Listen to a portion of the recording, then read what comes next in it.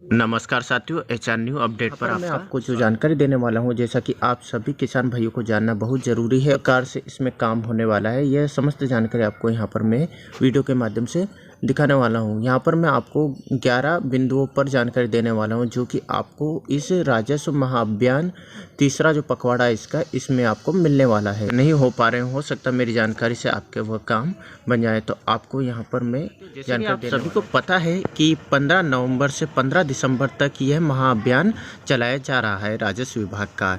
यहाँ पर आपको मैं जानकारी देने वाला हूँ 11 बिंदुओं पर। यह जानकारी जैसे इसमें क्या क्या कार्य आपके होने वाले हैं जो अब तक पेंडिंग थे। बिंदु पर हम बात करते हैं तो राजस्व न्यायालय में समय सीमा पर लंबित प्रकरणों का निराकरण हो जाएगा। जैसे दूसरे यहाँ पर हम बात कर लेते हैं नए राजस्व प्रकरणों का RCMS पर दर्ज कराना बहुत ही महत्वपूर्ण है। वह है समग्र का आधार से EKYC। तो समग्र से आधार का EKYC आप सभी किसान भाइयों ने करवा लिया होगा। अगर नहीं करवाया है तो मैंने भी इस पर वीडियो बनाए हैं, 2 से 3 वीडियो। आप उसको देखकर अपने मोबाइल से ही समग्र से आधार EKYC बहुत आसान तरीके से कर सकते हैं। चौथे बिंदु पर हम यहाँ पर चलते हैं खसरे की समग्र आधार से लिंकिंग।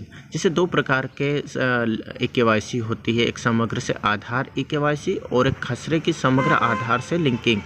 एक समग्र पोर्टल से होता है तो दूसरा यहाँ पर राजस्व विभाग की जो पोर्टल है भू अभिलेख वहाँ से होता है। तो आप इस पर भी वीडियो बना हुआ है, आप चाहे तो देख सकते हैं।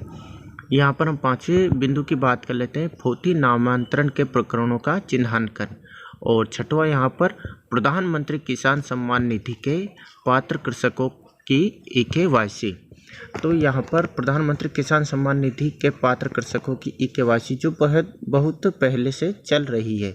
अगर आपने नहीं करवाई है तो इससे करवा लें, जिससे आप प्रधानमंत्री की जो 2000 रुपये की राशि ऐसे करके 6000 रुपये 3 किस्तों में आपको दिए जाते हैं, वह उससे आप वंचित ना हो, इसलिए इसे भी आप लीजिए। हम 7वें बिंदु पर चलते हैं राजस्व विभाग से संबंधित अन्य प्रकरणों व समस्याओं का निराकरण। जिससे राजस्व विभाग का अन्य जो इसमें नहीं भी उसका भी आप यहाँ पर निराकरण करवा सकते हैं। आगे यहाँ पर हम चलते हैं 8वां जो बिंदु है फार्मर रजिस्ट्रेशन का क्रियान्वयन।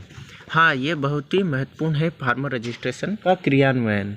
तो यहाँ पर फार्मर रजिस्ट्री का क्रियान्वयन यह आपको 2-3 जैसे अभी चल रहा है ट्रेंड में फार्मर रजिस्ट्री करवाना इसलिए अनिवार्य है कि इसको करवाने से आपकी जितनी भी किसान संबंधी जानकारी, आपकी जो व्यक्तिगत कृषि संबंधी जो जानकारी रहेगी, इस आईडी के माध्यम से एक आईडी खोलने पर पूरी जानकारी इसमें एकत्रित कर ली जाएगी। आगे किसी भी प्रकार की योजना अगर आपको मिलती है तो उस योजना में एक ही आईडी से आप उसमें पात्र हो पाएंगे।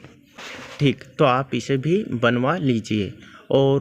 और ये सारे काम आप अपने पटवारी से अवश्य संपर्क करें। यह अभियान चलाया जा रहा है, इसके अंतर्गत वह आपका सहयोग भी करेंगे और आपका जो काम ये मैंने बताया ये पेंडिंग है तो वो करके आपको देंगे। नक्शे पर तरमीम, उसके बाद है ग्रामों में B1 का वाचन। यह भी एक कार्य पटवारी के द्वारा किया जाएगा। आपकी ग्राम पंचायत में एक मीटिंग ली जाएगी या मुनादी करवाई जाएगी और आप सभी किसानों के सामने ग्रामों में B1 का वाचन किया जाएगा।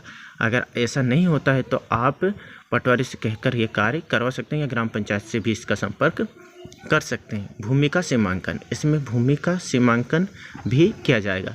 तो यह बहुत ही मैंने 11 बिंदु पर आपको ये जानकारी दी है और मुझे आशा है कि आपको मेरी जानकारी बहुत ही पसंद आई होगी।